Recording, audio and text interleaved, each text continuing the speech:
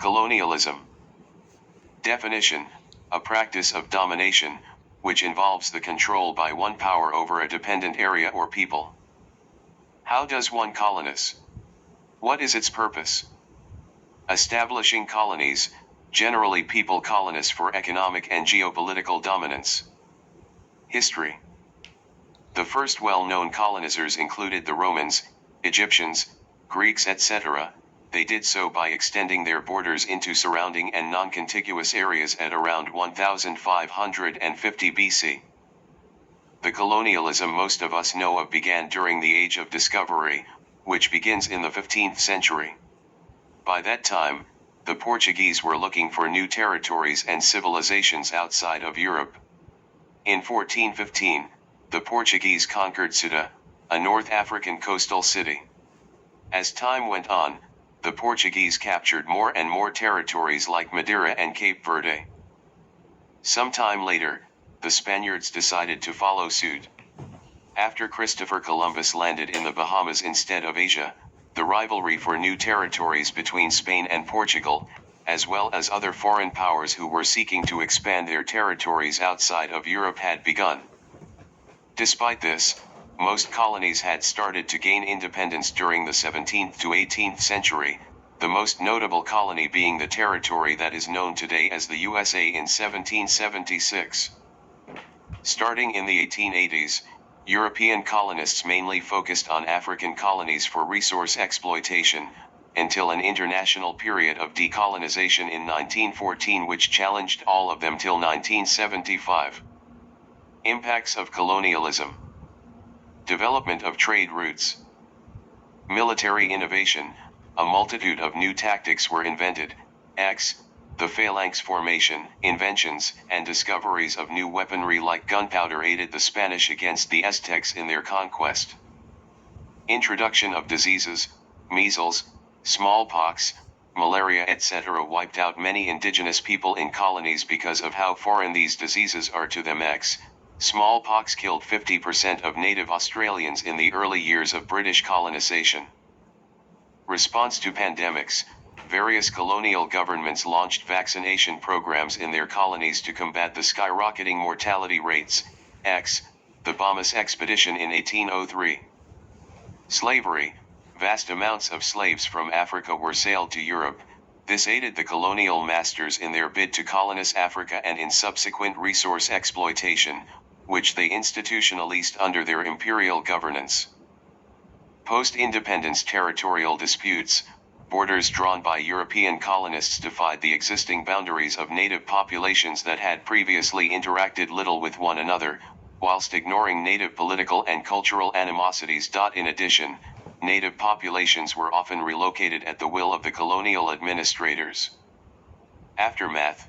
In most cases, indigenous people are still treated badly. Income and wealth inequality.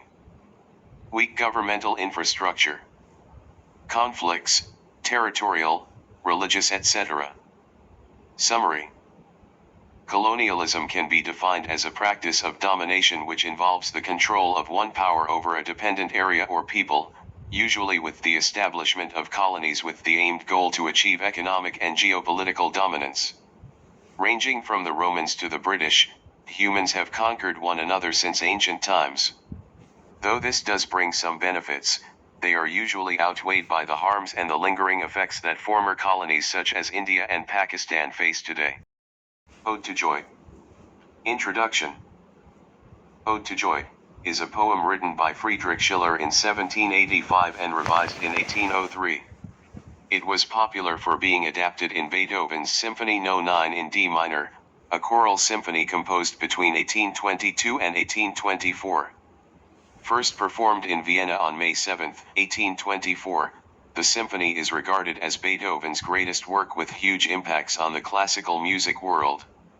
It stands as one of the most frequently performed symphonies in the world, and was the first example among its genre using voices, have a choir, which was in its final, fourth, movement/part. Two versions here, both German. Schiller's poem. Beethoven's adapted song Symphony No. 9/Ode to Joy. The poem. German name, and Die Freude. Literally to the joy. Expression.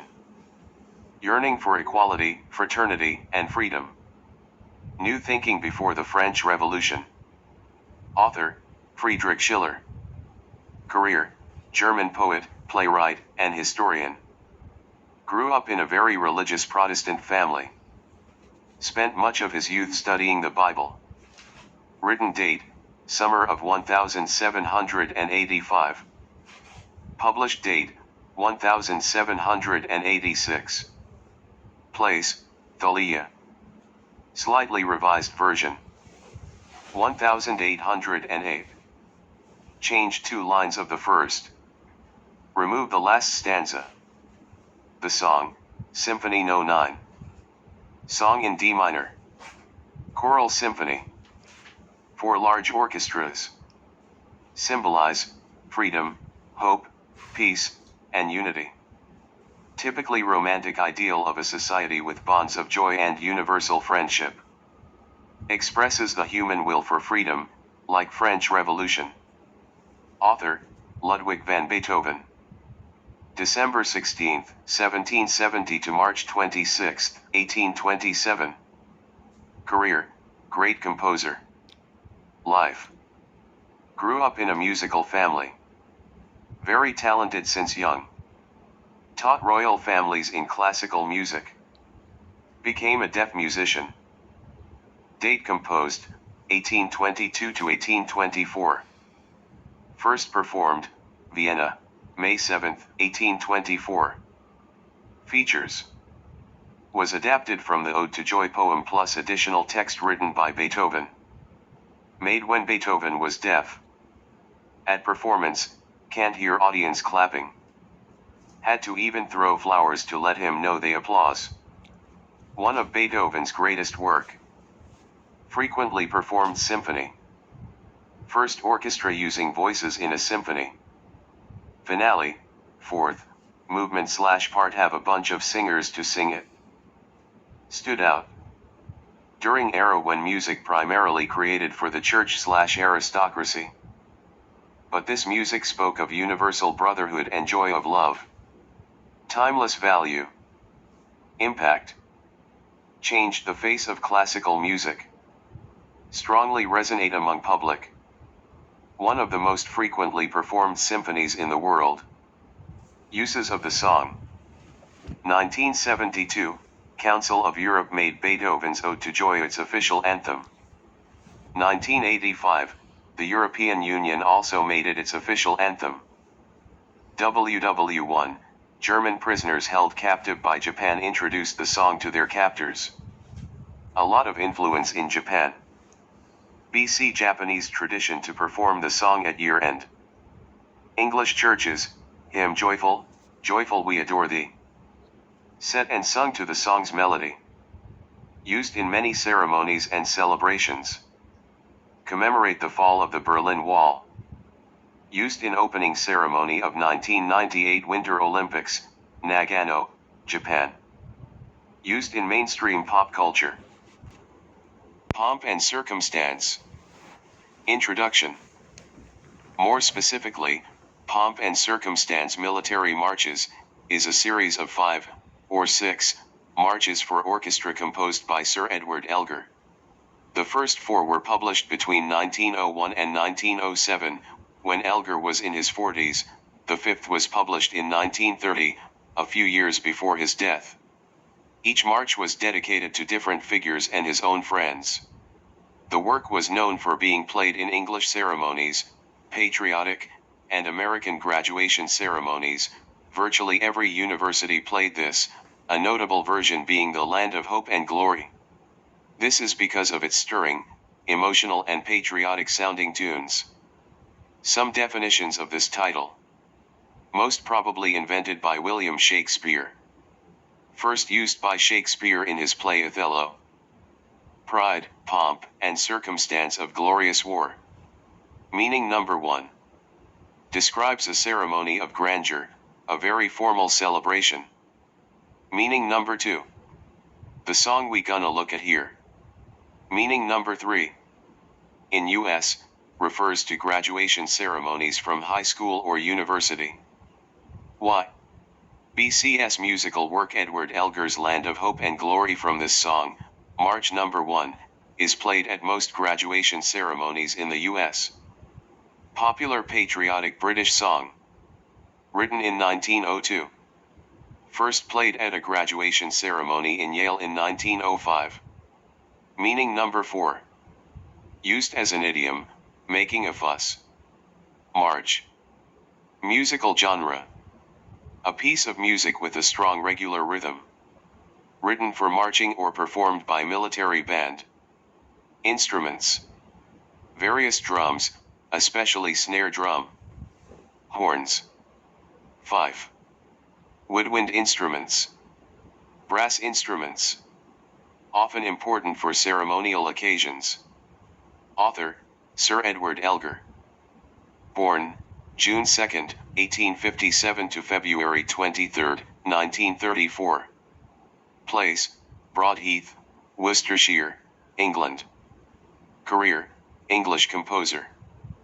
Famous for, whose works in the orchestral idiom of late 19th century Romanticism. Upbringing. Son of an organist and music dealer. Worked briefly in a lawyer's office. Excellent violinist, played the bassoon, bandmaster, and church organist. Style, Romanticism. Bold tunes plus striking color effects plus mastery of large forms. Stimulated a renaissance of English music. The song. Pomp and Circumstance Graduation Walking March, song extended. Total 5 marches/version composed. First and March 2nd. Date, premiered October 19, 1901. Place, Liverpool. Dedicated to, first, English conductor A. E. Rodwald. The Liverpool Orchestral Society gave the first performance. Dedicated to, second, friend Granville Bantock. Was an immediate success. At London premiere, later, the audience demanded 2 encores of it. Why? Stirring, emotional and patriotic sounding. March 3rd. Song in C minor. Date. Completed, November 1904. Published, 1905. Place, Queen's Hall, London. Dedicated to, friend Ivor Atkins. March 4th. Song in G. Date, June 7, 1907. Dedicated to, friend Dr. G. Robertson Sinclair. March 5th. Song in C. Date, 1930. Dedicated to, friend Dr. Percy C. Hull. Story. March 1st and 2 were played again 2 days later at a London Promenade concert. Elgar's Unintentionally Missed. Queen's Hall, London, conducted by Henry Wood. Audience really liked it? Rose and yelled. Only time in history of the Promenade concerts, played twice. March number 1 contains a tune for Land of Hope and Glory. 1902, tune was reused, in modified form, for the Land of Hope and Glory. Part of Coronation Ode for King Edward VII. Modified, become an English sporting anthem/general patriotic song. In America, Land of Hope and Glory of March number 1 is often known simply as Pomp and Circumstance or the Graduation March.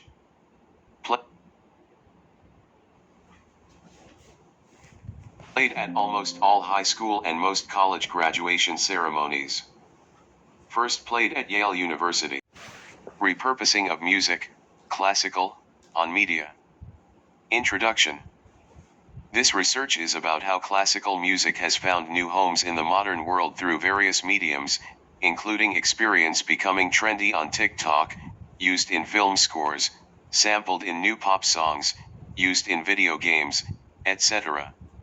Generally, these musics adapt to the rapid digitalization of the world, along with how music seeps into modern life, in which it is easier to reach new audiences or new purposes. Perception of the music has changed, in which it has become a more flexible, interactive, liberal, and fun music and less of it being viewed as sophisticated, lame or rigid. Classical music.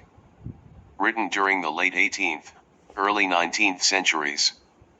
Traditional genre, strict adherence to musical principles. Classical era, also known as the Golden Age of music. Created symphony, concerto and sonata. Examples: TikTok BG Music, Experience. Ludovico Einaudi, Experience. Ludovico Einaudi, classical pianist.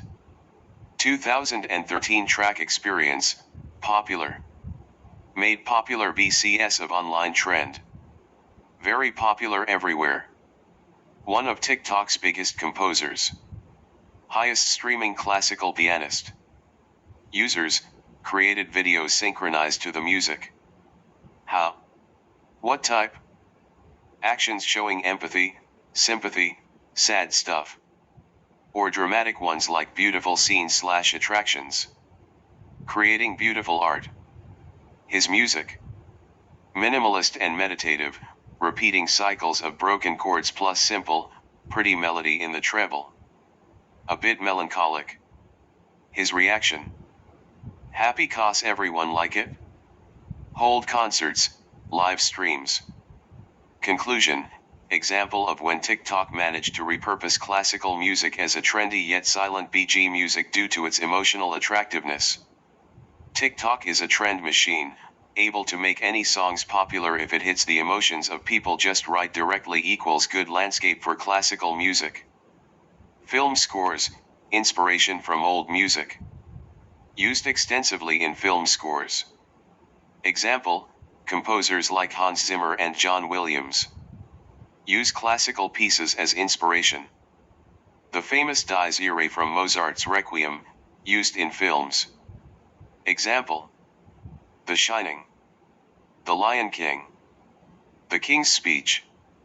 Second movement of Beethoven's Symphony No. 7, climactic moment of the movie. Conclusion, simple but effective at evoking a dramatic emotion. ESP, at the height of a climax or during a romantic/dramatic moment. Modern pop, sampling from old music. Sampled in modern popular music. Sometimes directly stolen and incorporated. Chorus of pop songs, classical. Becoming more and more trendy.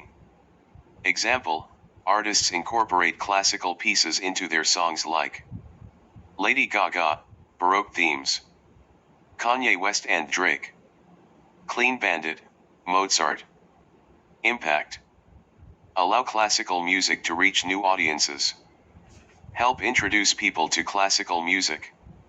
Conclusion, certain music HV classical pieces deeply etched in them. Not as modern as you think. Also indirectly spreading the music. Video games, soundtracks.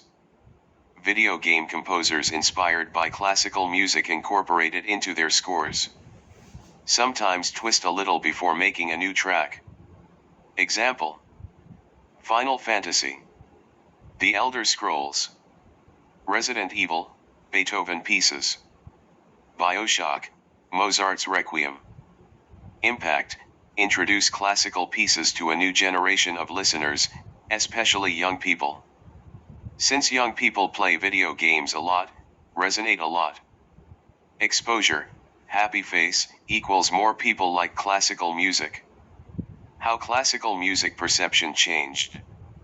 Not the lame music anymore, trendy on social media. Young children probably have a bit of stigma. If the piano they play are always classical music. Interactive experience, young generation enjoy it. Since classical music isn't rigidly stick to orchestras or pianos. Have to digitize and fit into the modern world. Something fun, flexible and sophisticated. The new cool of the teenagers. Also BCS pop music creativity is becoming stagnant. Diversity, more liberal thinking. Lack of diverse notes plus timelessness made it a political statement, I think. Gender and power. Rhapsody in Blue is a 1924 musical composition by George Gershwin for solo piano and jazz band, combining elements of classical music with jazz-influenced effects. Commissioned by bandleader Paul Whiteman, the work premiered in a concert titled An Experiment in Modern Music on February 12, 1924, in Eola Hall, New York City. Whiteman's arranger Faird Grove orchestrated the Rhapsody several times. The Rhapsody is Gershwin's famous creation and defined the Jazz Age, started a new era in America's musical history. Rhapsody. A piece of music that has no formal structure. Expresses powerful feelings. A lot of highs and lows in tone. Sometimes feel like there are dip episodes in it. Author, George Gershwin. Job, American composer and a pianist. Born, September 26, 1898. Place, Brooklyn, New York. Upbringing, learned piano lessons, loved it. Famous for, Rhapsody in Blue. The song. Date, premiered February 12, 1924. Famous for, integrates jazz rhythms with classical music. Event. Part of a concert. Name, An Experiment in Modern Music. Bandleader, Paul Whiteman Concert. Venue, New York's Eola Concert Hall. Whiteman's band performed the Rhapsody and Gershwin play the piano. Background. Early 1920s, jazz was still evolving from its origins in the African American community of New Orleans. During the Roaring Twenties, culture plus prosperity blossomed. Jazz, Art Deco, economic boom, modernization. Achievements. Most performed of all American concert works. Opening, Clarinet Glissando, one of the most recognized musical passages in the world. United Airlines used the music in its advertisements.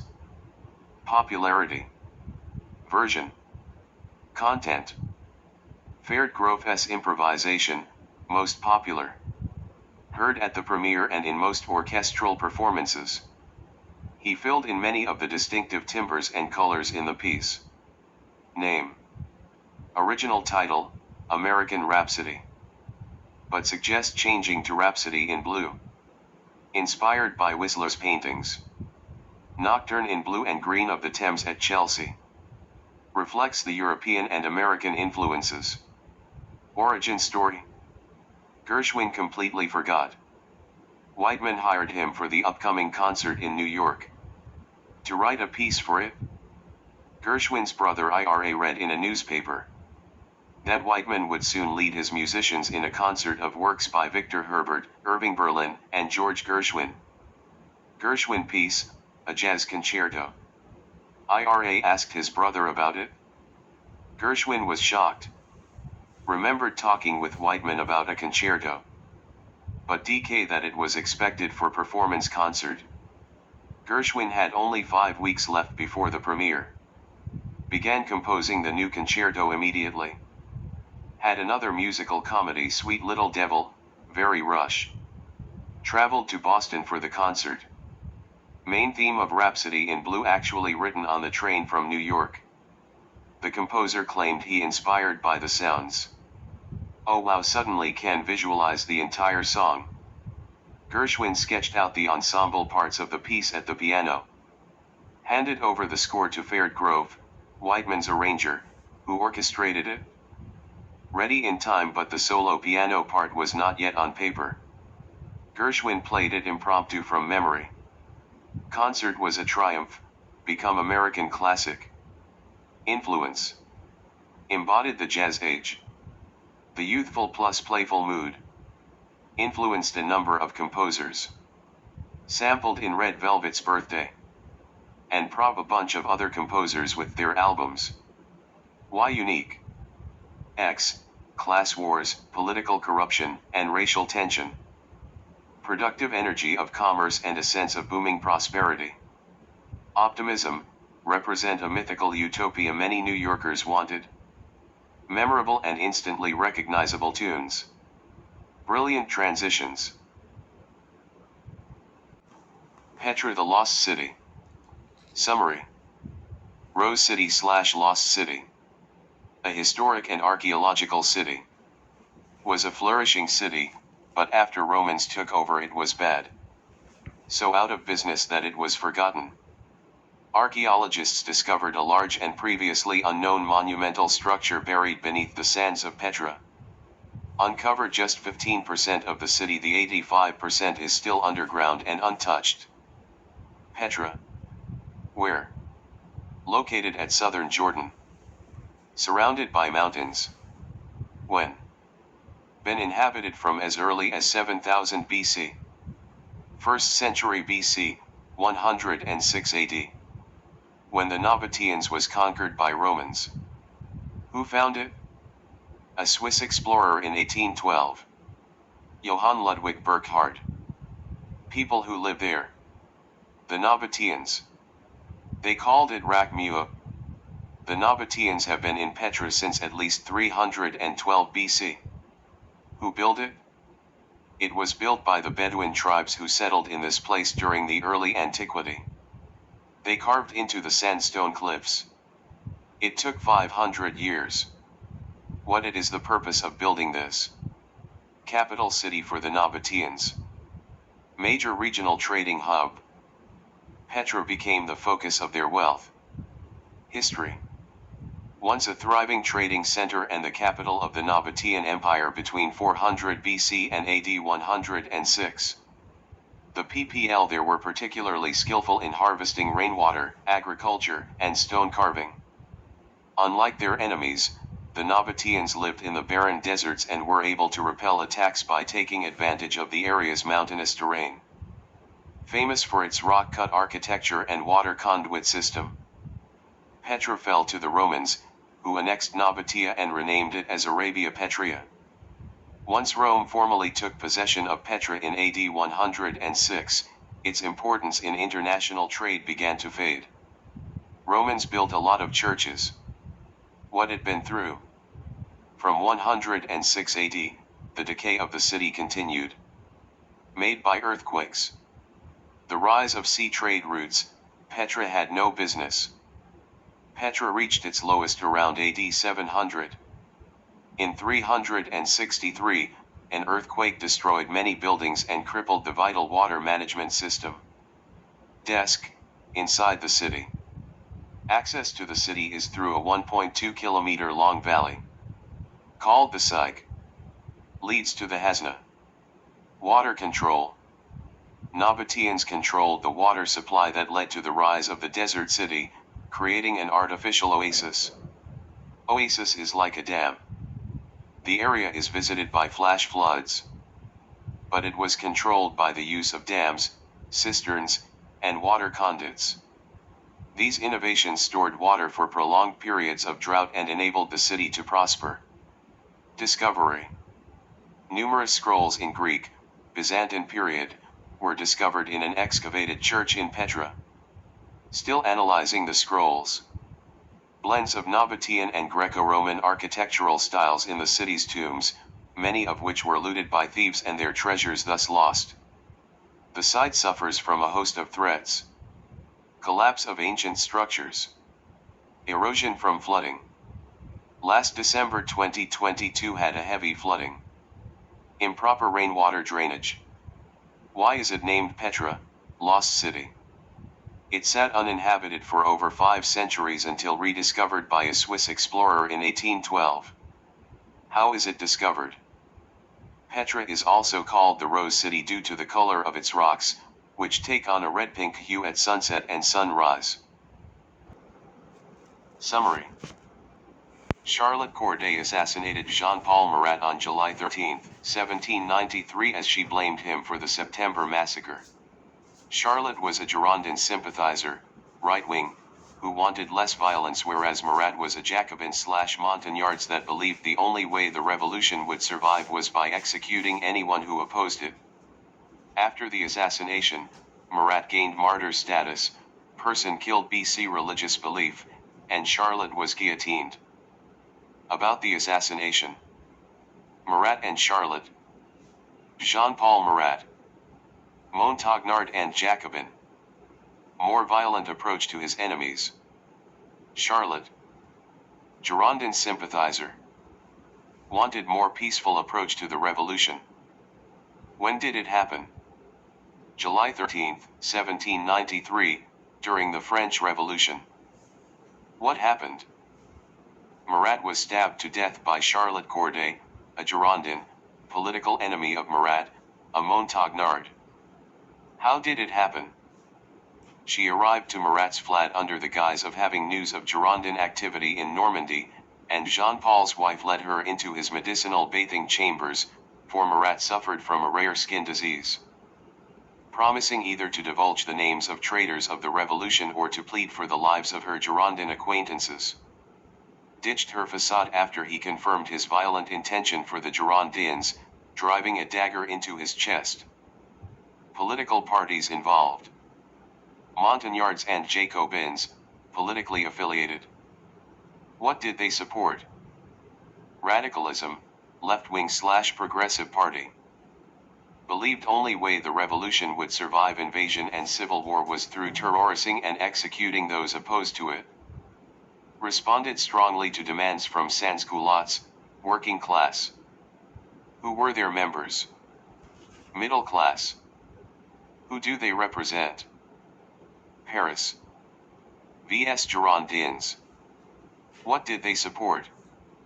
Constitutional government, Republican. Who do they represent? The provinces of France. What were they fighting for? What they wanted? Avoid Louis XVI execution. Supported constitution which would have allowed a popular vote to overturn legislation. Their conflict. Girondins, initially part of Jacobin movement, campaigned for the end of the monarchy. Resisted spiraling momentum of revolution, rightward arrow conflict with radical Montagnards. Montagnards and Jacobins accused Girondins plot against Paris. BC Girondins proposed allow rural areas of France to vote. Would have allowed them to vote against what Montagnards support, legislations that benefits Paris. Why did she assassinate Marat? What did Charlotte want/believe politically? Reason.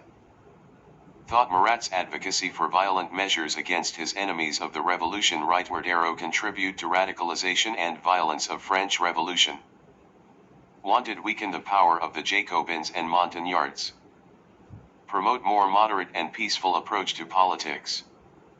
Believed Marat's violent, extreme political views, contributing to reign of terror.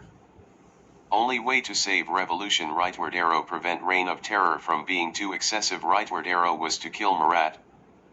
Thought Marat responsible for September massacre, executed half prison population. Effect, that she thought she would get from killing Marat. Prevent further bloodshed. In her trial said, I have killed one man to save 100,000. Thought eliminating most popular leader, Marat, would save revolution. Effect of the assassination. Charlotte's death. Arrested immediately, soon found guilty and guillotined. Effect on the Girondins. Failed to weaken Jacobin power, rightward arrow, demonized. Gave Jacobins a martyr who to use to advance their agenda. Led to equals reign of terror, infamous period of French Revolution. Reflected poorly on women revolutionaries. Many women distanced themselves from her. Marat gained martyr status. Martyr status, someone who suffers death for advocating, renouncing, or refusing to renounce or advocate. The Tsar's Last Christmas Letter, A Barn in the Urals by Norman Dubie. Summary. This poem is written as a letter from the Tsar, Nicholas II Romanov, perspective to his mother. He and his family were exiled to a remote location in the Ural Mountains in 1917. In the poem, the Tsar wrote about his life in exile and his feelings about his situation. He also recounts stories about his servant, Ilya, his wife, and daughters. The poem intimates about death, and this letter was the last letter he wrote during Christmas before he eventually died. The poem also reflects on the themes of power, authority, life, and death, which all reflect on Nicholas himself. Nicholas II Romanov. He is the Tsar in the poem, Emperor. The last emperor of Russia. Ruled Russia from 1894 until his forced abdication, resignation from the throne, in 1917 during the Russian Revolution. Poem analysis. Line 1-4. You were never told, mother, how old Ilya was drunk. That last holiday, for 5 days and nights. He stumbled through Petersburg forming a choir of mutes, he dressed them in pink ascension gowns. Line 1 starts with the Tsar addressing his mother, the Dowager Empress Maria Fyodorovna, while referring to a man named Ilya who got drunk during the last holiday season. The last holiday is Ascension Day, it is to commemorate the day Jesus into heaven. Ilya was drunk for 5 days and nights, and that he stumbled through the streets of Petersburg, capital city of Russia that time. Line 4 states that Ilya formed a choir of people who cannot speak and dressed them in pink ascension gowns. The mentions of Ilya's drunkenness and the choir of mutes may be a way for the Tsar to reflect on the large societal changes taking place in Russia at the time, and to emphasize that the world has become chaos and disorder where he no longer able to control it. Line 5-17. And, then, sold father's Chariot stallion so to rent a hall for his Christmas recital. The audience was rowdy, but Ilya in his black robes turned on them and gave them that look of his. The hall fell silent, and violently he threw his hair to the side and up went the baton. The recital ended exactly 1 hour later, when Ilya suddenly turned and bowed, and his mutes bowed, and what applause and hollering followed. All of his cronies were there. Ilya told us later that he thought the voices of mutes combine in a sound like wind passing through big winter pines. Line 5-6 describes that Ilya sold a stallion, horse, belonging to Tsar's father to rent a hall for his Christmas recital. Suggests that he has a certain amount of power within the Tsar's family. The audience at Ilya's recital was rowdy, but Ilya was able to silence them. Shows that he has certain ability that has exceeded Ilya's position as a servant. Ilya conducted the choir of mutes, which created a moment of beauty in the midst of chaos and disorder. His ability to create such experience through music made a contrast of his rowdy behavior when he sold Tsar's father's stallion.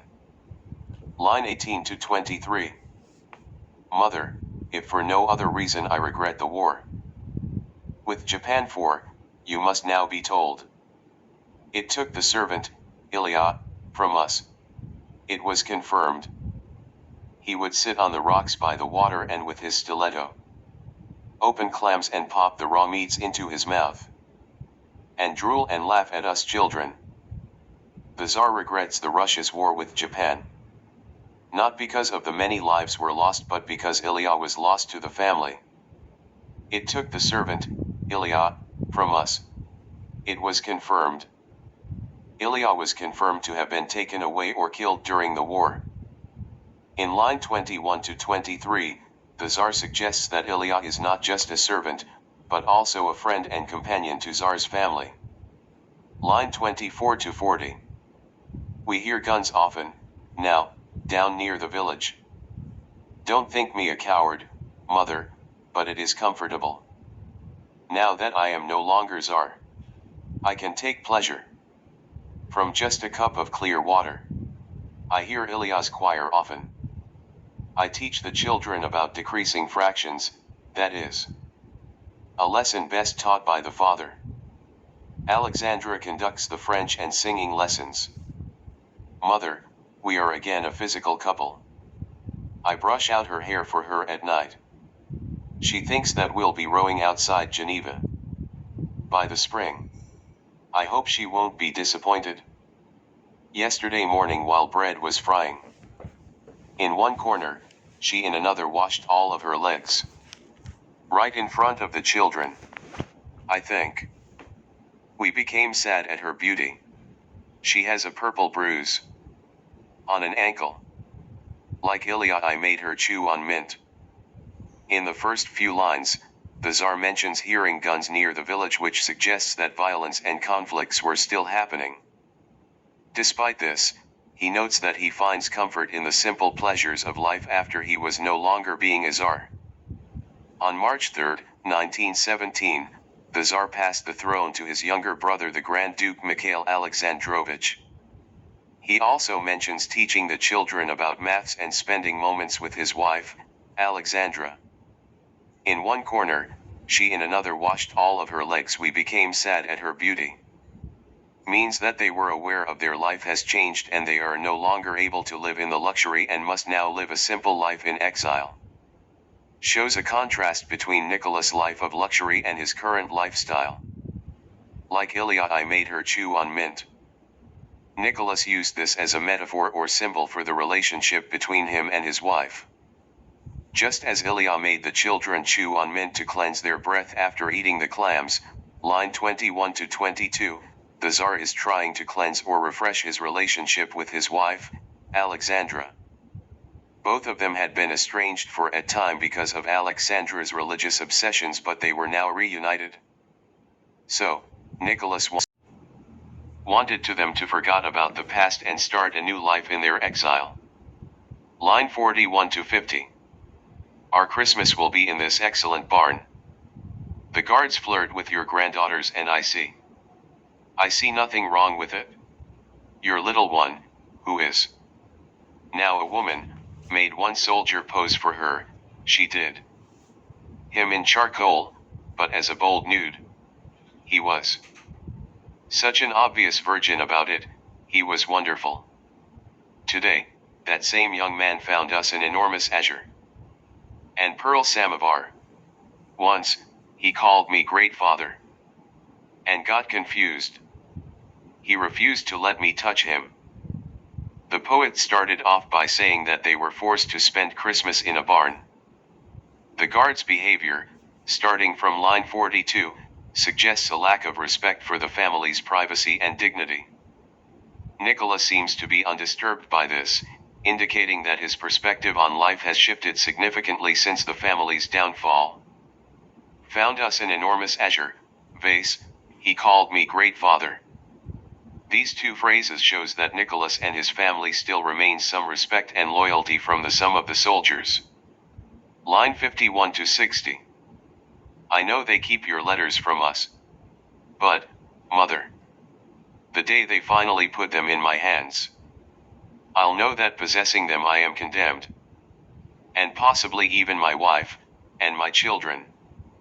We will drink mint tea this evening. Will each of us be increased by death? With fractions as the bottom integer gets bigger, mother, it represents less. That's the feeling I have about this letter. I am at your request, the Tsar. And I am Nicholas.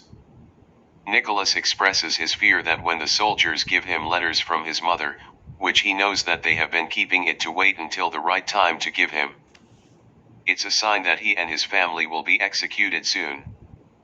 Drink mint tea. Suggests a type of comfort or a calming ritual before facing death. With fractions as the bottom integer gets bigger, mother, it represents less. Nicholas expresses his feelings his powers are diminishing over time and the increasing possibilities of his death. It reflects his growing awareness of the reality of his situation and the inevitability, certain to happen, of his downfall. Nicholas ends the letter with naming himself the Tsar for the last time. He repeated his name at the end, shows that he knows that he is no longer the all-powerful Tsar but instead was reduced to being just Nicholas. How does this poem relate to the theme reconstructing the past?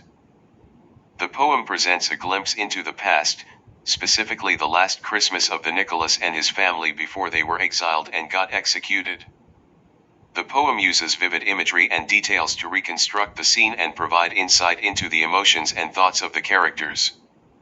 Nicholas and his wife had been estranged for some time because of some religious ideas. Nicholas wanted to use the opportunity during their exile to let them forget about the past and rebuild their relationships. The Difference Engine. Summary. The Difference Engine is a unique and influential work of science fiction that combines alternate history, steampunk, and social commentary. It is a testament to explore complex ideas and themes. What is it? History novel by William Gibson and Bruce Sterling. Establish the genre conventions of steampunk. Difference Engine. An early calculating machine, verging on being the first computer, designed and partially built during the 1820s and 30s by Charles Babbage. Derived from the method of divided differences. Interpolate or tabulate functions by using a small set of polynomial coefficients. So a difference engine can compute many useful tables of numbers. The project was abandoned following a dispute about payment. The completed portion of the difference engine is on permanent exhibit at the Science Museum in London. Components: input mechanism, store, adder, printer, crack handle. Charles Babbage, 1791 to 1871. Originated the concept of a digital programmable computer. Father of the computer.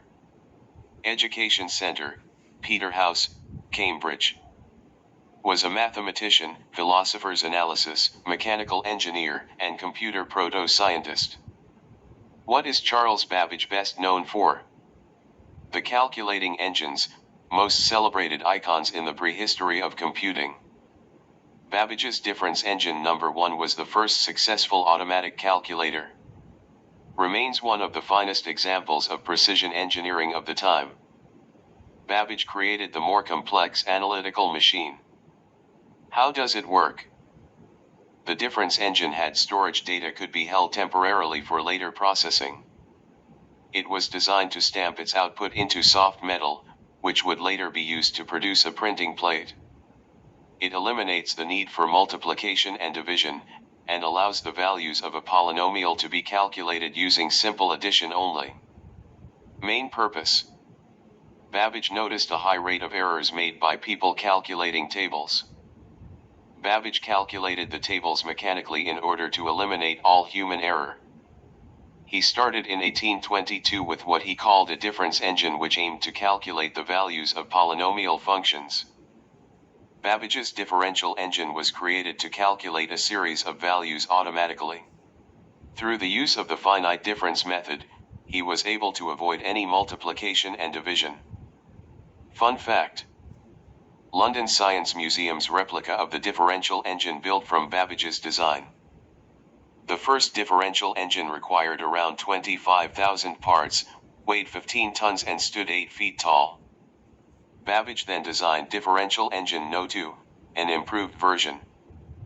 This machine made its first calculations at London Science Museum, and was able to produce answers of up to 31 figures, which is far more than a typical modern pocket calculator. Difference engine and analytical engine. Difference engine 1820. Analytical engine 1837. It can only perform the addition function.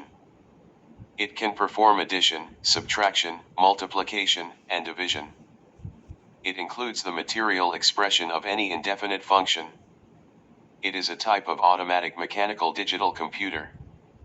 It helps in solving the various types of complex problems. It does not provide much overview of the design's general purpose. It is performed to calculate the polynomial functions. It can perform any calculation set before it. It is faster in speed. It is slower in speed. It is very impressive in nature. It is very heavily detailed and technical in nature. Similarities. Shared some components. For example, both machines used punch cards to input instructions and data. Mechanical computers. The difference engine and the analytical engine were both mechanical computers, meaning they were designed to perform calculations using physical mechanisms rather than electronic circuits. Mechanical computer. Invented in 1824 by Charles Babbage. Mechanical components, levers and gears. More complex examples could carry out multiplication and division. One model, the Ascota 170 accounting machine sold in the 1960s, calculated square roots. World War II, when they formed the basis of complex bomb sites including the Norden, as well as the similar devices for ship computations. Mechanical flight instruments for early spacecraft, which provided their computed output not in the form of digits, but through the displacements of indicator surfaces. From Yuri Gagarin's first space flight until 2002, equipped with a Globus instrument showing the apparent movement of the Earth under the spacecraft. Quickly replaced by electronic calculators, which with cathode ray tube output emerged in the mid-1960s. In 2016, NASA would use a mechanical computer to operate in the harsh environmental conditions found on Venus. Steampunk. Kilowatt Jeter is created the term steampunk in 1987. A genre of science fiction that has a historical setting and typically features steam-powered machinery. Use steam as its energy source instead of electricity, gas, or oil. Most recognizable features, anachronistic technologies or retro-futuristic inventions as people in the 19th century might have envisioned them, distinguishing it from neo-Victorianism. Adopts the style of the 19th century scientific romances of Jules Verne, H.G. Wells, Mary Shelley, and Edward S. Ellis's The Steam Man of the Prairies. Other examples of steampunk contain alternative history-style presentations of such technology as steam cannons, lighter-than-air airships, analog computers, or such digital mechanical computers as Charles Babbage's analytical engine.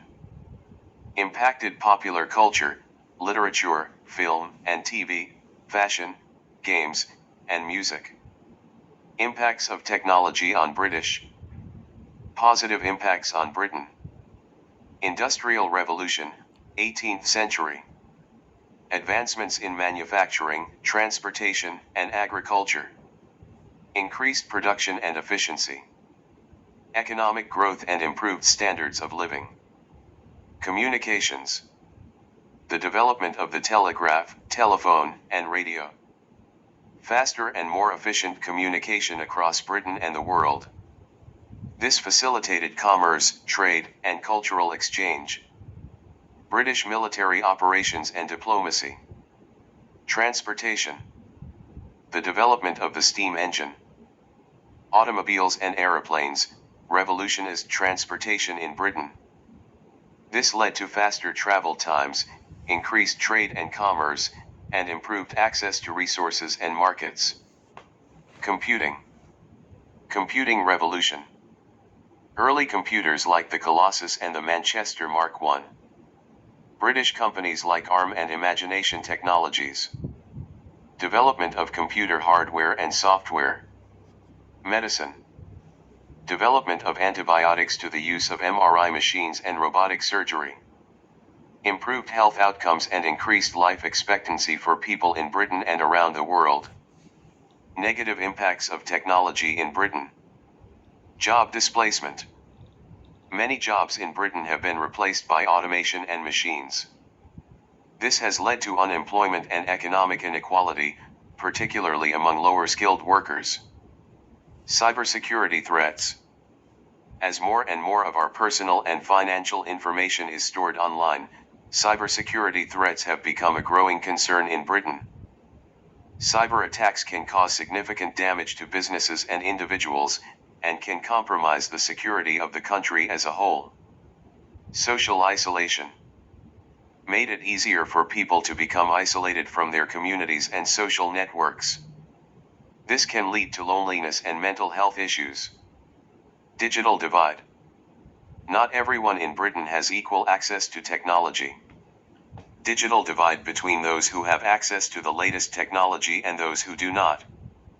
This can exacerbate existing social and economic inequalities. The UK tech sector raised the third highest amount of venture capital, VC, investment in the world, behind only the United States and China.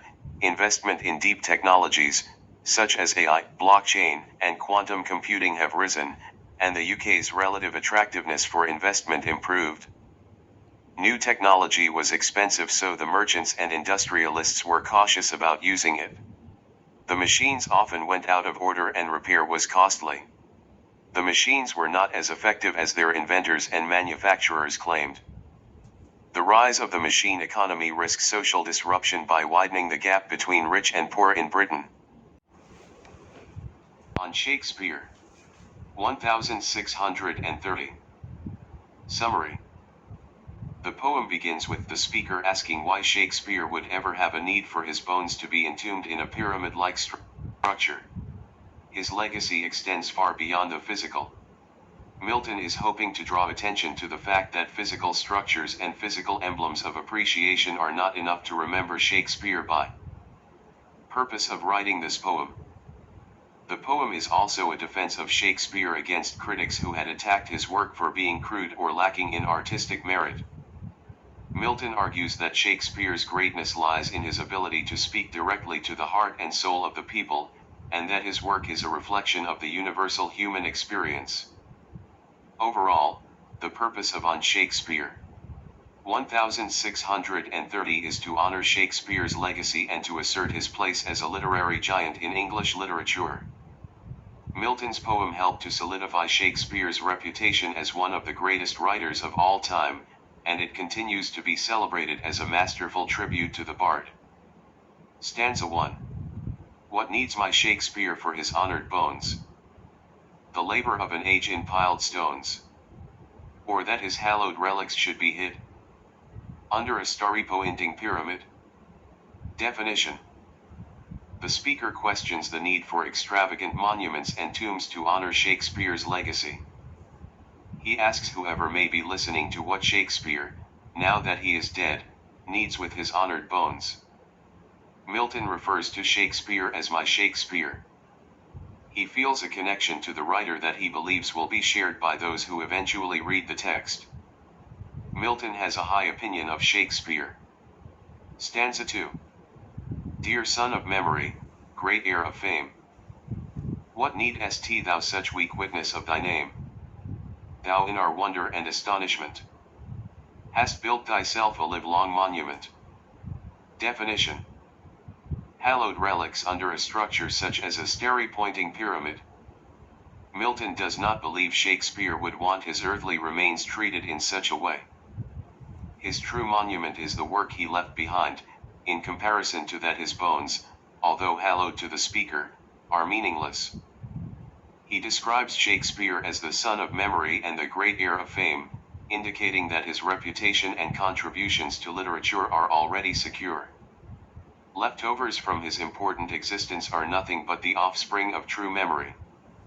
Milton poses another question to his readers and to Shakespeare himself. He asks what need st thou with such weak witness of thy name?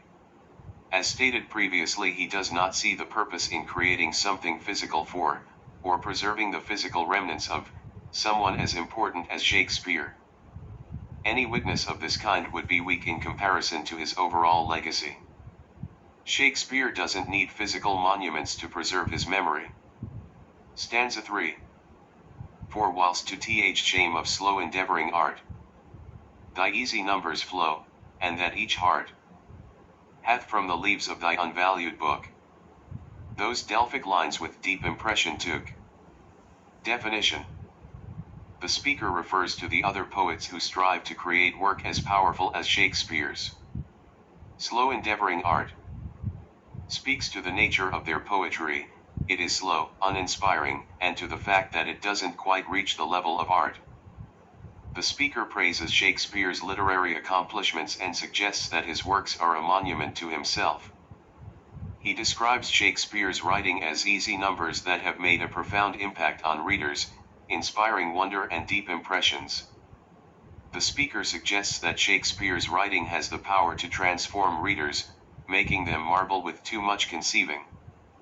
Next, Milton turns to the audience who has engaged so profoundly with Shakespeare's poetry and drama. Leaves of thy unvalued book, someone akin to the poetry of the gods. An allusion to the Greek god of poetry, Apollo. Stanza 4. Then thou, our fancy of itself being, dost make us marvel with too much conceiving, and so sepulchred in such pomp dost lie, that kings for such a tomb would wish to die. The stanza ends by suggesting that Shakespeare's literary legacy is so powerful that even kings would wish for a tomb as grand as his. Literary devices. Metaphor. Dear son of memory and great heir of fame are metaphors used to describe Shakespeare, suggesting that his legacy will be long-lasting. Allusion. Delphic lines refers to the oracular and enigmatic prophecies of the ancient Greek oracle at Delphi, implying that Shakespeare's lines possess a similar depth and mystery. Personification. The easy numbers flow personifies Shakespeare's writing, giving it a sense of ease and fluidity. Hyperbole. And so sepulchred in such pomp dost lie, that kings for such a tomb would wish to die is hyperbole, exaggerating the grandeur of Shakespeare's literary legacy. Rhyme. The poem has a regular rhyme scheme of ABABCDCDE, with each stanza consisting of 2 quatrains and a rhyming couplet. Imagery. The image of a starry pointing pyramid conjures up an image of a grand, Egyptian-style monument, highlighting the speaker's skepticism about the need for such extravagance to honor Shakespeare. John Milton, 1608–1674. English poet, polemicist, and civil servant, who is widely regarded as one of the greatest writers in the English language. His most famous work is the epic poem Paradise Lost. Biblical story of the fall of man. Describe the transition of the first man and woman from a state of innocent obedience to God to a state of guilty disobedience. Known for his political writings. Areopagitica. Advocated for freedom of the press. Major works: Paradise Lost, Paradise Regained, El Allegro, and I El Penseroso. He was a staunch supporter of the English Commonwealth and was appointed as Aladdin secretary for the government of Oliver Cromwell. Despite his blindness in later life, Milton continued to write and publish. Death at the age of 65. A Brief History of Toa Payoh Koh Buck Song. Summary. A Brief History of Toa Payoh is a poem written by Koh Buck Song, a Singaporean poet and journalist. The purpose of the poem is to give a brief historical overview of Toa Payoh, a town located in central Singapore. Purpose of writing this poem. The poem is a tribute to the history and evolution of Toa Payoh, highlighting the transformation of the area from a rural swamp to a bustling modern town. Social and cultural changes that have taken place in Singapore over the years. There is no specific backstory to the poem, but it is likely that Koh Buck Song wrote it as a way of expressing his appreciation for the town and its heritage. Documenting the history of Toa Payoh and preserving it for future generations. Stanza 1. They say. There is no history made in Toa Payoh. That economy, polity, state are major tenets. Insignificance's estate. Definition. Toa Payoh, a town in Singapore, is often overlooked in terms of historical significance. People tend to overlook the town's history and instead prioritize economic and political significance. Economy, polity, state are major tenets in Insignificance's estate. These factors are more important than the history of the town. The stanza presents a contrast between the idea that Toa Payoh has no history and the poet's view that the town has a rich history that deserves recognition. Stanza 2. But this being, whose amniotic fluids, swamp and swill, were channeled seaward, through monsoon drains, instant rivers, was once a brave new world, of giant pigeonhole sky looking, rigid under morning sun, a pioneer in its time. So should not earliness and vision receive, as in Sentosa's museum, decorum, grace, and privilege of place? Definition. Toa Payoh's early pride and self-sufficiency have faded away. The town's landmarks and achievements are no longer as exciting as they once were.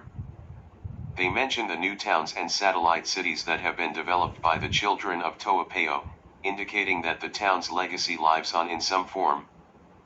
Amniotic fluids.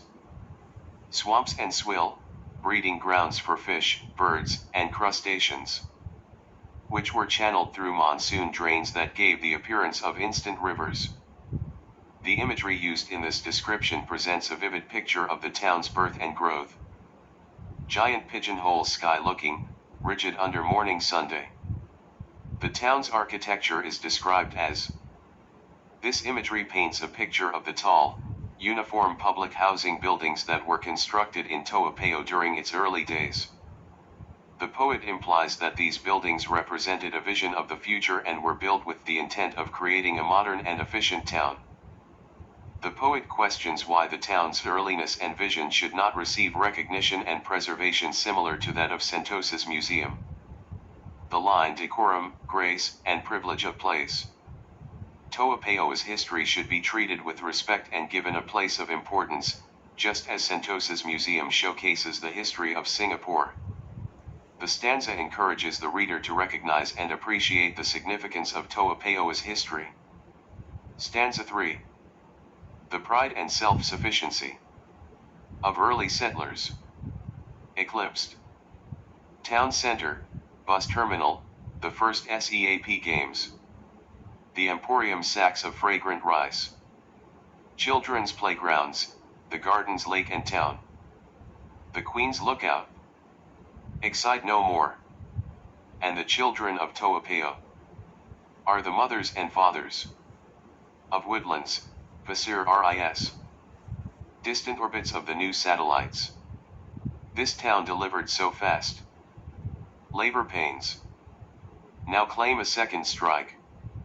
This time, cranes and the wreckers' ball. Strip the old town. Colonists once more. This, one of modernization's first ports of call.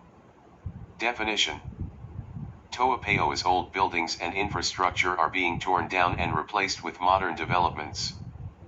They note that this is not the first time the town has undergone significant changes, as it was one of the first places in Singapore to undergo modernization.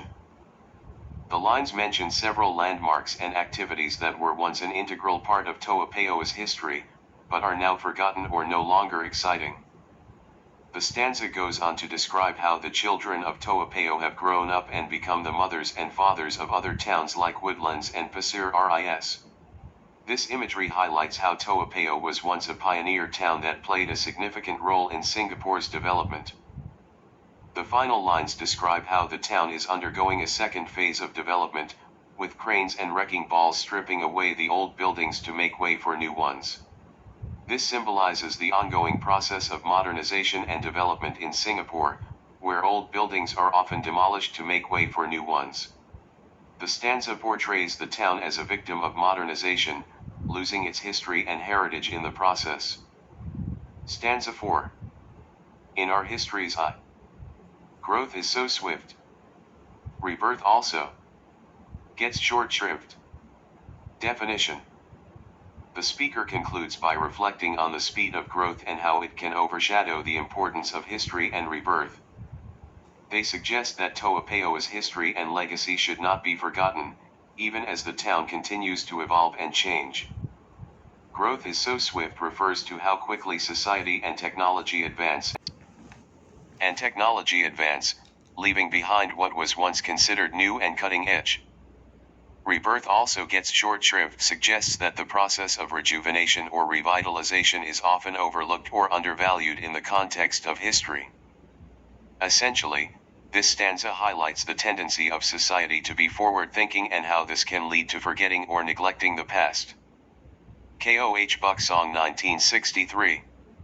Chinese. Singaporean writer, poet, and country brand advisor. His poetry appears, at first glance, schizophrenic. Deep and almost cloying sense of nostalgia in his poems about Singapore. Author and editor of almost 40 books, including 7 books of poetry and Haga art. He works as a writer, editor, and consultant in branding, communications strategy and corporate social responsibility in Singapore. He has held several exhibitions as a Singaporean pioneer of Haga art, developed from a 16th century Japanese art form combining ink sketches with haiku poems. 3 are verse collections. A Brief History of Toapeo and Other Poems, 1992. The Worth of Wonder, 2001. The Ocean of Ambition, 2003. The other 3 are 25 Years of Watercolor Painting in Singapore, 1994, with 12 poems as companion pieces to paintings. Heartlands, Home and Nation in the Art of Ong Kim Sen, 2008, with 9 poems inspired by Ong's art. Around the World in 68 Days, Observations of Life from a Journey Across 13 Countries, 2021, with 13 Haga artworks of haiku with ink sketches. KOH's most well-known poem, A Brief History of Toapeo, which also serves as the title of his first collection. An example of how KOH treats Singapore as a place in his poetry. The speaker here is impersonal, declamatory, and critical of the speed at which Toapeo is being transformed. The Tsar's Last Christmas Letter, A Barn in the Urals by Norman Dubie. Summary. This poem is written as a letter from the Tsar, Nicholas II Romanov's perspective to his mother. He and his family were exiled to a remote location in the Ural Mountains in 1917. In the poem, the Tsar wrote about his life in exile and his feelings about his situation. He also recounts stories about his servant, Ilya, his wife, and daughters. The poem intimates about death, and this letter was the last letter he wrote during Christmas before he eventually died. The poem also reflects on the themes of power, authority, life, and death, which all reflect on Nicholas himself. Nicholas II Romanov. He is the Tsar in the poem, Emperor. The last emperor of Russia. Ruled Russia from 1894 until his forced abdication, resignation from the throne, in 1917 during the Russian Revolution. Poem analysis. Line 1-4. You were never told, mother, how old Ilya was drunk. That last holiday, for 5 days and nights. He stumbled through Petersburg forming a choir of mutes, he dressed them in pink ascension gowns. Line 1 starts with the Tsar addressing his mother, the Dowager Empress Maria Fyodorovna, while referring to a man named Ilya who got drunk during the last holiday season. The last holiday is Ascension Day. It is to commemorate the day Jesus into heaven. Ilya was drunk for 5 days and nights, and that he stumbled through the streets of Petersburg, capital city of Russia that time. Line 4 states that Ilya formed a choir of people who cannot speak and dressed them in pink ascension gowns. The mentions of Ilya's drunkenness and the choir of mutes may be a way for the Tsar to reflect on the large societal changes taking place in Russia at the time, and to emphasize that the world has become chaos and disorder where he no longer able to control it. Line 5-17. And, then, sold father's Tyriet stallion so to rent a hall for his Christmas recital. The audience was rowdy, but Ilya in his black robes turned on them and gave them that look of his. The hall fell silent, and violently he threw his hair to the side, and up went the baton. The recital ended exactly 1 hour later, when Ilya suddenly turned and bowed, and his mutes bowed, and what applause and hollering followed. All of his cronies were there. Ilya told us later that he thought the voices of mutes combine in a sound like wind passing through big winter pines. Line 5-6 describes that Ilya sold a stallion, horse, belonging to Tsar's father to rent a hall for his Christmas recital. Suggests that he has a certain amount of power within the Tsar's family. The audience at Ilya's recital was rowdy, but Ilya was able to silence them.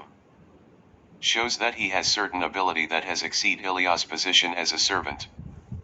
Ilya conducted the choir of mutes, which created a moment of beauty in the midst of chaos and disorder. His ability to create such experience through music made a contrast of his rowdy behavior when he sold Tsar's father's stallion. Line 18-23.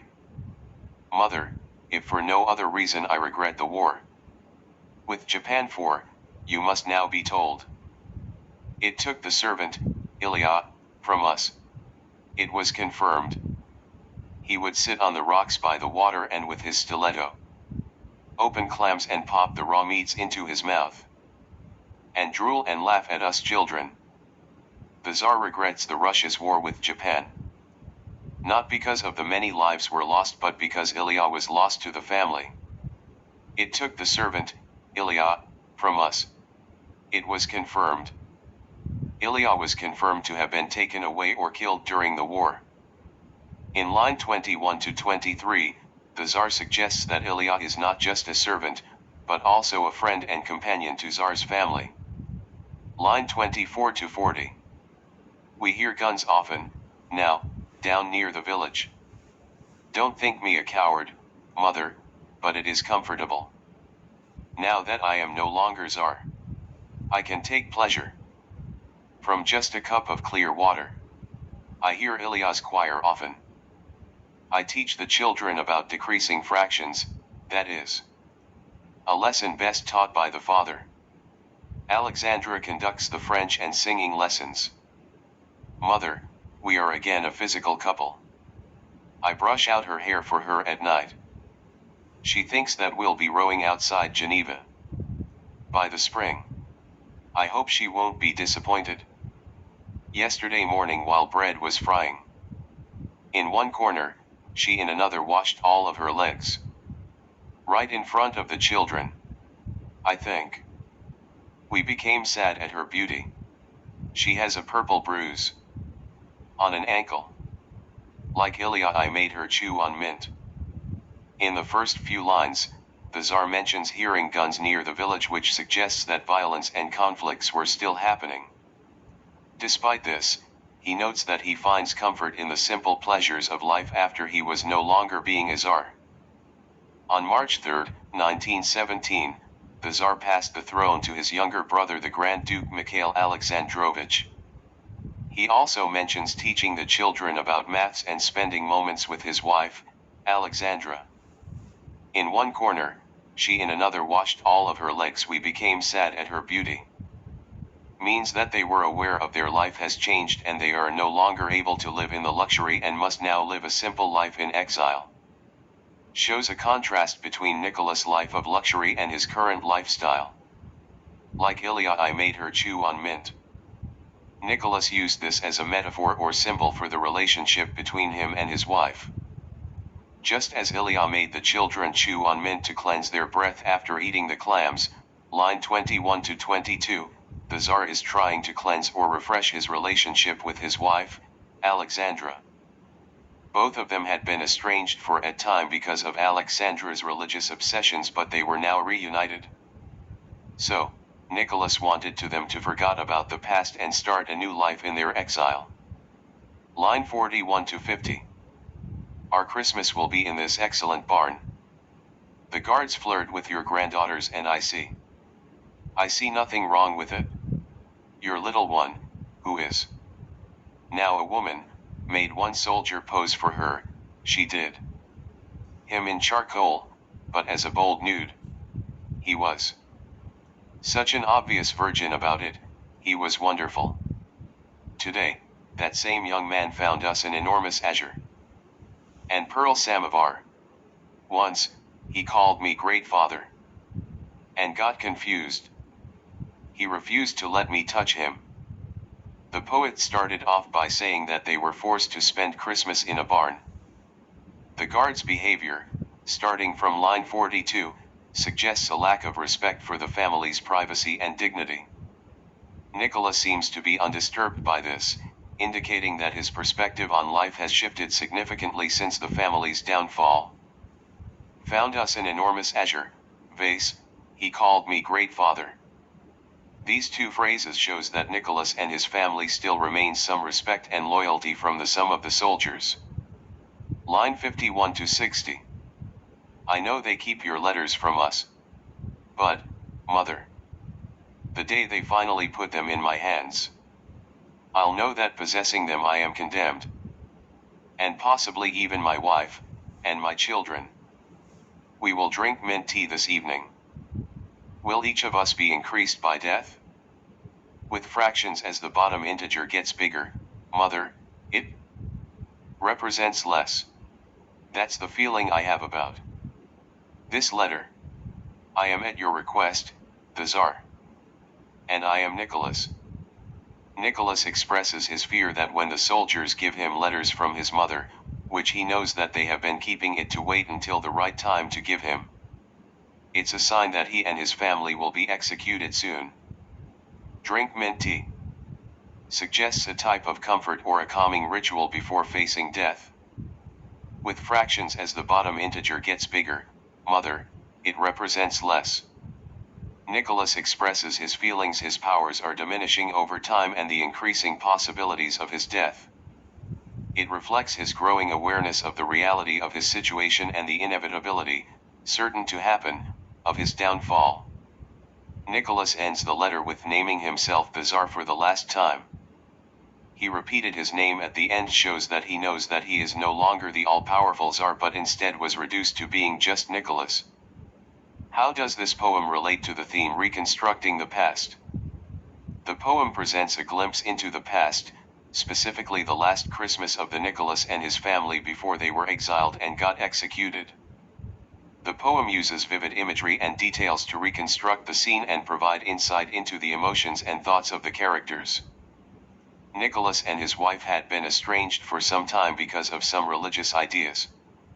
Nicholas wanted to use the opportunity during their exile to let them forget about the past and rebuild their relationships. The Ugly Little Boy, Isaac Asimov. Summary. This sci-fi short story is about a Neanderthal boy named Timmy who was brought to the present through a time travel machine. The scientists plan to study Timmy in order to gain insight into the past and learn more about the extinct Neanderthal species. Timmy was frightened by the new surroundings, but he slowly adapted and began to form a bond with his caretaker, Edith. Slowly, the scientist found out that the presence of Timmy in the present might cause harm to his health, so the only way to let Timmy stay healthy is by sending him back to his own time. Isaac Asimov. An American writer and professor of biochemistry at Boston University.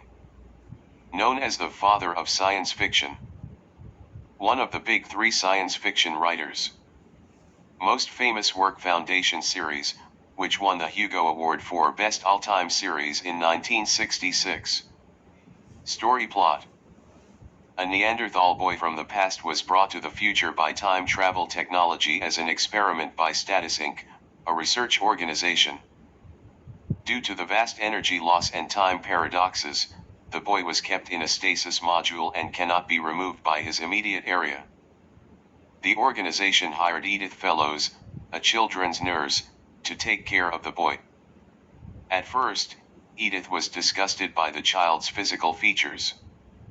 Strong brow bone, more ape-like posture, and significantly lower intelligence. Edith soon begins to regard him as her own child, learning to love him. As she gets to know him, Edith is shocked to find that he is more intelligent than even the researchers realize. Naming the boy Timmy, she decides to give him the best possible childhood and educate him to his full capacity so that he can integrate into society. As Timmy spends more time in the present, he begins to learn English and become more comfortable with his surroundings. He also starts to form a strong attachment to Edith. She was angry when the newspapers referred him as Ape Boy. Edith's love for Timmy brings her into conflict with her employer, since the child was only ever meant to be treated as an experimental subject.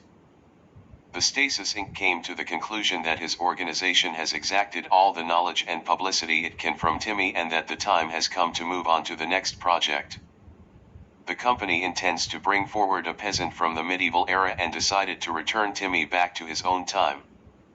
Edith protests the idea of returning Timmy to a time and place that is now far more primitive than him, knowing that after acquiring language skills and knowledge of modern technology. The scientists also found out that Timmy's presence in the present will cause harm to his health, so the only way for him to stay healthy is to send him back to his own time or he will likely not survive. Why does the research organization in this story want to bring Timmy to the future? They wanted to learn about the behavior, language, and physical characteristics of Neanderthals in order to understand the reason for them to go extinct. They also wanted to study Timmy to get deep understanding into the differences and similarities between Neanderthals and modern humans. What happened at the end of the story? The scientists decided to let Timmy return to his own time using the time travel machine. They acknowledged that their attempts to study him were ultimately cruel. Edith and Timmy say goodbye and she was overcome with the emotions as she walked away. The story ends with the implication, not explicitly stated, that Timmy has returned to his own time, but with the knowledge and experiences he gained during his stay in the present. What harm did Timmy face? Timmy was confused and frightened by his new surroundings and the people he encounters.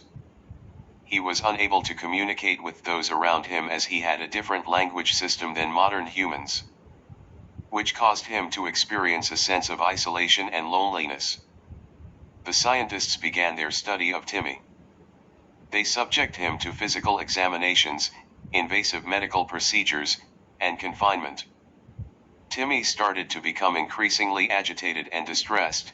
He hit those around him and refused to eat. The scientists try to separate Timmy from Edith. Edith, who Timmy trusted her much as she given him emotional support and a sense of security.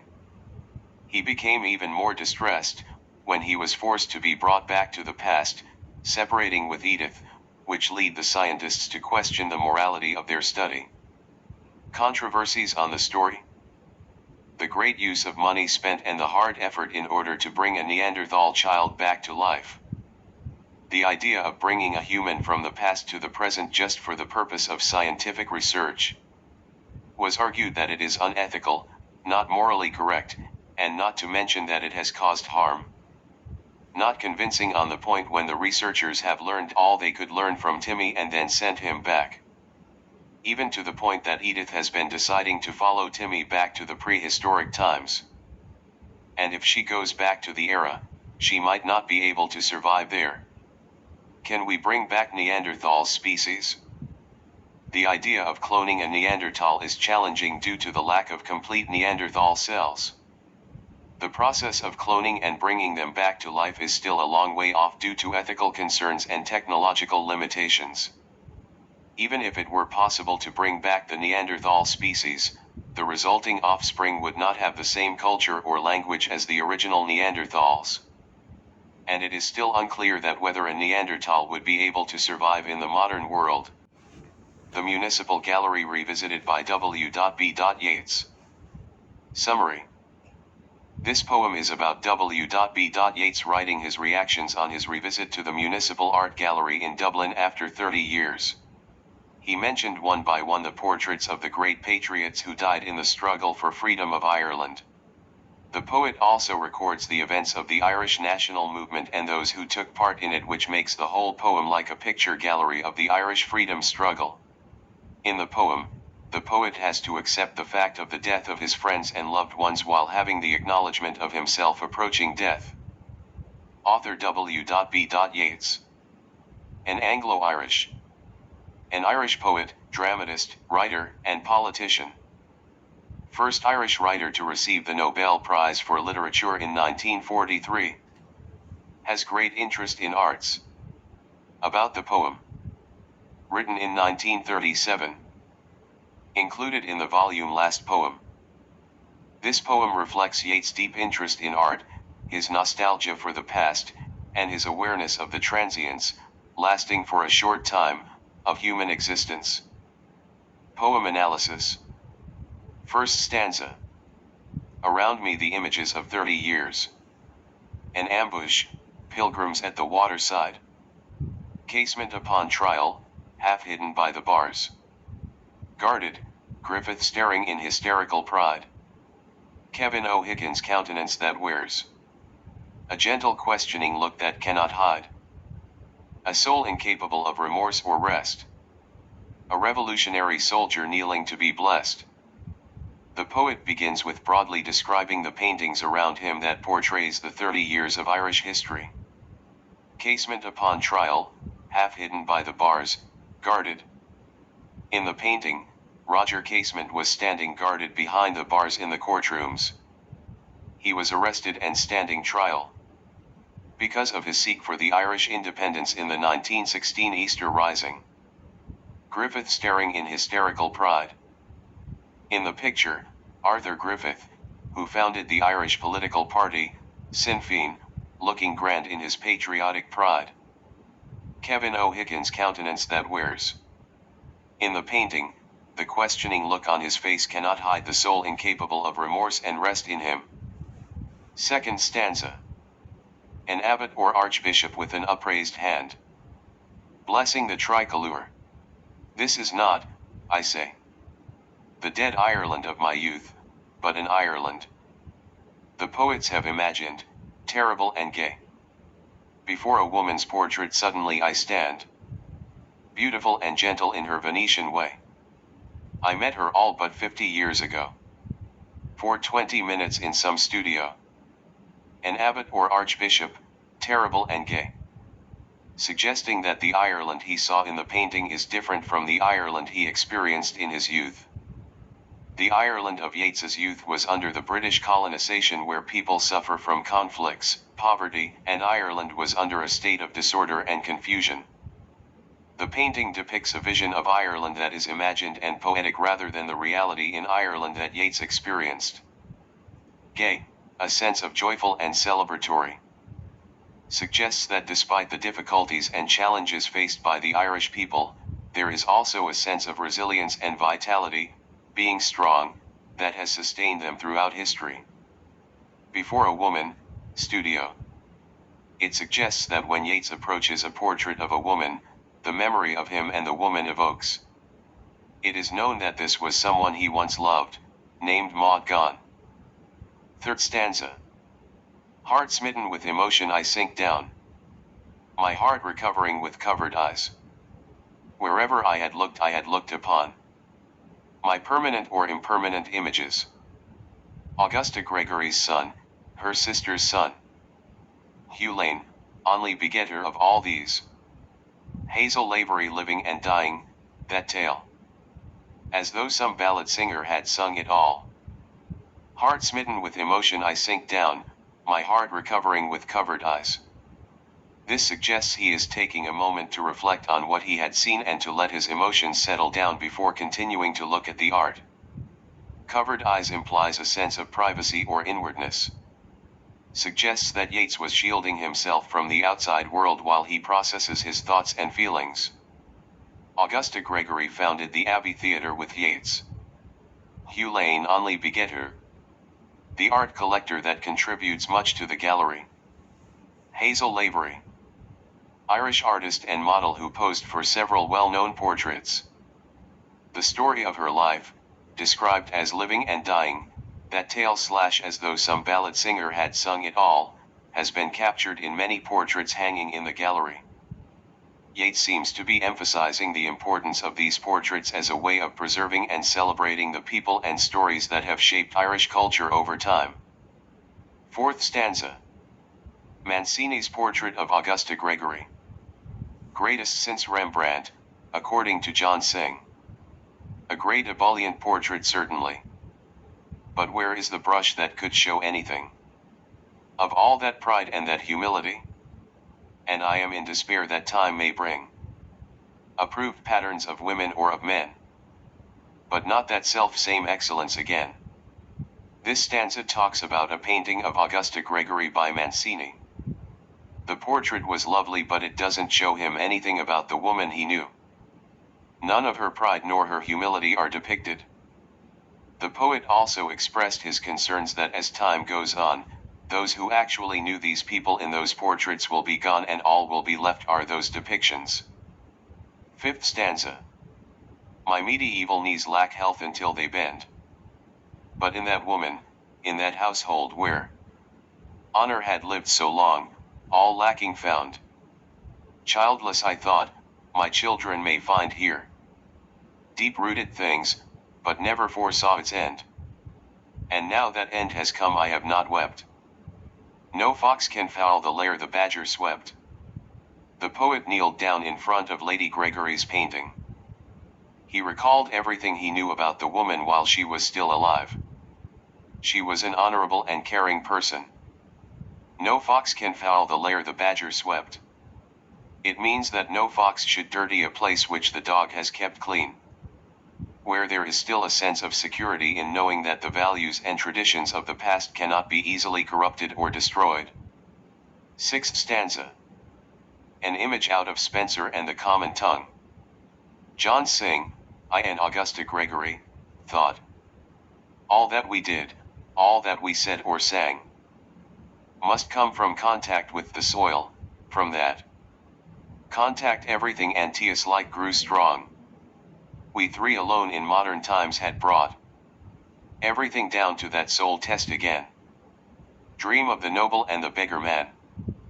John Synge, I and Augusta Gregory, thought all that we did, all that we said or sang must come from contact with the soil. Yeats, John Synge, and Augusta Gregory believed that art must be connected to the culture, traditions, and customs of the people who create it. Contact everything Antaeus-like grew strong. Antaeus, in Greek mythology, Antaeus was a giant who derived his strength from contact with the earth.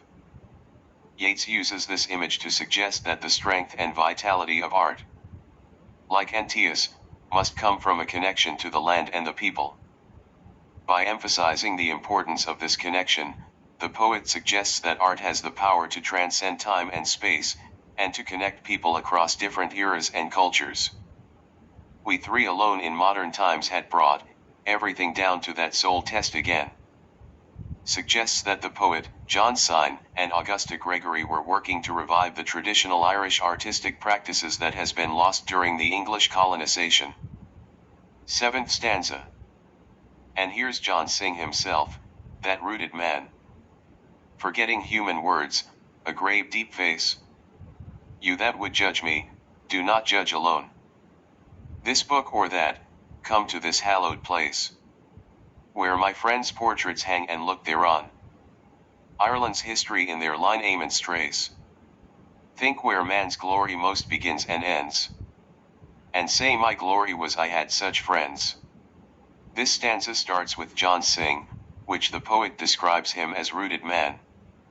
Describes that he has a deep connection to the land and the people of Ireland. Yeats admired the ability of Synge to capture the essence of Irish life and culture is what made Synge a rooted man in Yeats' eyes. What has changed after the 30 years of Yeats' visit to the gallery? On his first visit to the gallery, he was struck by the beauty and power of the paintings and sculptures on display. After 30 years, he found out that many of the artists and figures represented in the gallery have passed away or been forgotten by the public. The main changes between his first visit and his revisit is the passing of time and the effects of mortality, death. In the poem, Yeats have to confront the mortality of those they admired and loved. This is reflected in the poem when Yeats stared at those portraits of his friends and loved ones, who all have passed away or aged. It has also reflected in Yeats' own aging and his acknowledgement of his own approaching death. Remote sensing. Summary. Remote sensing is a technology that enables remote sensing to collect data from dangerous or inaccessible areas, locate and analyze objects with remote sensing hardware/computer software, and measure the time delay between emission and return in order to establish the location, direction, and speed of an object. It also provides fast and repetitive large areas for everyday applications, weather forecasts, collects and performs data processing and GIS analysis, monitoring floods and forest fires, deforestation, polar bears, chemical concentrations, and earthquakes, and limits. Additionally, remote sensing can be used to detect fossils, locate possible locations, detect electromagnetic radiation, and use images to identify different types of land cover as it differs the type of rocks detected. Introduction. Definition. Process of detecting and monitoring the physical characteristics of an area. Type of geospatial technology that samples emitted and reflected EM radiation from the Earth. Measuring its reflected and emitted radiation at a distance. From a satellite or aircraft. Special cameras collect remotely sensed images, help researchers sense things about the Earth. Cameras on satellites and airplanes take images of large areas on the Earth's surface, allowing us to see much more than we can see when standing on the ground. Used to make images of temperature changes in the oceans. Sonar systems on ships, used to create images of the ocean floor, without traveling to the bottom of the ocean. Specific uses. Large forest fires, mapped from space, allowing rangers to see a much larger area than from the ground. Tracking clouds. Help predict the weather, watch erupting volcanoes, watch for dust storms. Tracking the growth of a city and changes in farmland or forests over time. Discovery and mapping of the rugged topography of the ocean floor. Huge mountain ranges, deep canyons, and the magnetic striping. Classes. Passive sensors. Respond to external stimuli. Gathers radiation that is reflected or emitted by an object or the surrounding. Common source of radiation is reflected sunlight. Charge-coupled devices, film photography, radiometers, and infrared. Active sensors. Internal stimuli to collect data, emitting energy in order to scan objects and areas. A sensor measures the energy reflected from the target. Radar and LiDAR measure the time delay between emission and return in order to establish the location, direction, and speed of an object. Gets data and process and analyze with remote sensing hardware/computer software. Importance of remote sensing. Allows to collect data from dangerous or inaccessible areas. Replaces slower, pricey data collection. Provides fast and repetitive large areas for everyday applications. Weather forecasts to reports on natural disasters or climate change. Unobstructive method. Collect and perform data processing and GIS analysis offsite. Monitoring floods and forest fires, deforestation, polar bears, chemical concentrations, and earthquakes. Limitations. Inaccuracy by the M-spectrum radiation emitted from powerful active remote sensing systems. Intrusive and affect the target phenomenon being investigated. Introduce inaccurate, uncalibrated data. Discovering fossils with remote sensing. Because of limited time and money for field work, the solution is to use remote sensing to help uncover fossils, and new tech may be developing for it.